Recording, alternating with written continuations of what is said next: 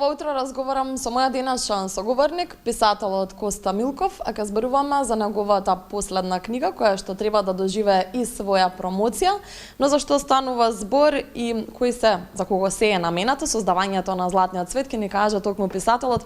Добро утро до вас, ке слушнаме за што станува збор во книгата, кога ќе биде промоцијата, за оние кои што се влюбенице, велам, во пишаниот збор, и за каков жанр станува збор. Добро утро. Добро утро. Ви благодарам за оваа убава можност. Јас, како што рековте веќе, моето име е Коста Милков. Писател сум, меѓу другото, и писател за деца. И конкретно сега зборуваме за мојот последен објавен роман, кој се нарекува Создавањето на Златниот цвет. Жанрот на романот е книжевност за деца, меѓутоа под жанрот внатре е фантазија или бајка.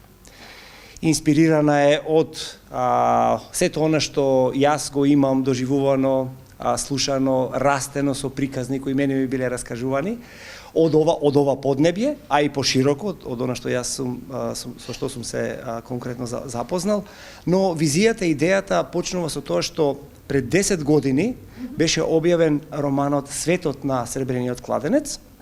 И тој роман всушност јас го пишував како инспирација од сите приказни кои ги раскажав на мојата ќерка, која меѓу 2,5-3 години, додека имаше 10 години, секоја вечер раскажував приказна за добра ноќ и измислував на лице место.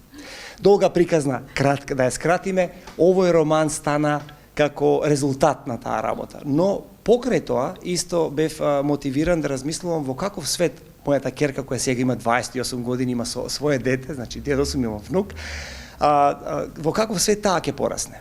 И јас размислував дека таа ќе порасне во еден свет во кој што луѓето ќе бидат премногу свртени сами кон себе. Ќе размислуваат премногу за своите лични удобства и задоволства и ќе бегаат од каква било болка и одговорност. И токму затоа го напишав овој свет кој некогаш бил златен и луѓето биле создадени со златна суштина. Со тоа значи не само физички, него и духовно, и душевно, и ментално, и емотивно.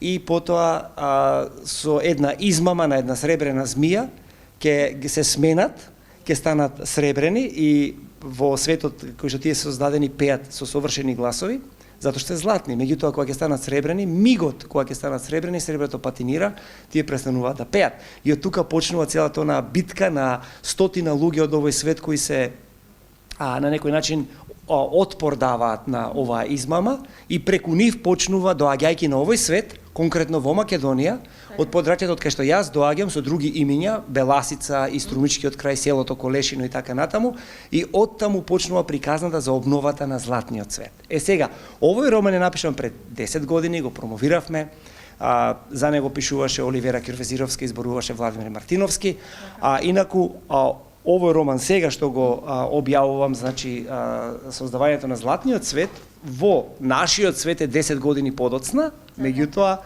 во светот на бајката тој доаѓа претходно. Ова е приквел, ако така можам да кажам. Овде ги објаснувам, овој роман почнува тоа што велиме in medias res, значи насреде нештата. А овој роман почнува да ги објаснува како сме стигнале до тука и до оваа обнова. Како почнал Златниот цвет.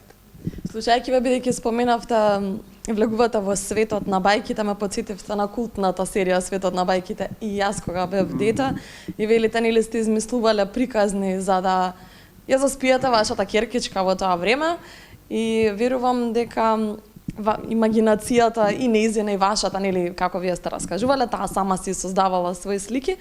Колку ви помогна ќерката да се потсетите што сте и раскажувале во тоа време, бидејќи верувам, ева сега поминале 27 години, 28 има ќерката, но верувам за да создадете првата книга, Светот на сребрениот кладенец, би требало да се потсетите, нели, поминале многу години од тогаш.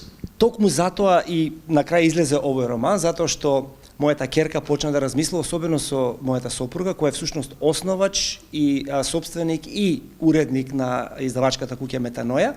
И тие двете во тој разговор една со друга дошле до заклучокот дека ќерката ги заборава приказните, а додека сопругата почна да ме охрабрува дека тие треба да видат некаква форма да бидат издадени. Така што преку таа инспирација јас стигнав ова да го напишам и Всушност, романот произлезе од тоа што јас кога раскажував многу приказни, некогаш, знаете, ќе пресушите со визијата уште едно зајаче, уште едно морковче, уште една, не знам, срничка, и така што јас си создадав топос, топоними, имиња и ликови, кога не знаев што да раскажувам, одев таму и потоа основата на тие приказни кои ми беа помош низ тие 10 години, тие станаав темелот за да се создаде еден цел роман за деца. Инаку, многу ми е важно да кажам сега во овој случај, со овој понов роман, дека тој, самата насловна страница и внатрешните илустрации се направени од академскиот сликар Владимир Илиевски, со кој што остваривме исклучително убава соработка, така што книгите се предвидени да бидат за деца меѓу некаде 8 до 12 години, меѓутоа јас верувам секоја книжевност, јас така читам, не мерам за кого е наменета, само дали е добра за читање. Јас ти благодарам за одвоеното време, ни објаснивте накратко за какви жанрови станува збор, меѓу другото и останатите ваши книги, можеби во некој народно интервју ќе споменам и за другите, но сега ставивме акцент на создавањето на Златниот свет, бидејќи треба да доживее, рековме, промоција, која што е продолжение на светот на Сребрениот кладенец, да се надоврзам. Многу успех, многу среќа и верувам дека на промоцијата ќе дојдат многу родители со дечињата и ќе им ја дадеме таа желба на децата од мали нозе да ги научиме да читаат, да го ценат пишаниот збор, бидејќи од мали нозе нели велиме што ќе им всадите на децата, тоа и ќе им остане и понатаму. Поздрави до сопругата која што е ваша поддршка и дел од издавачката куќа, но и ќерката која што е многу успешна и живее во странство. Ние ќе ја поздравиме и ја чекаме на интервју бидејќи е многу успешна. Тоа дознав од сопругата. Така што успешна фамилија. Ви благодарам многу. И јас ве поздравувам, вашите гледатели ги поздравувам и се надевам дека ова ќе биде само еден почеток на убаво дружење.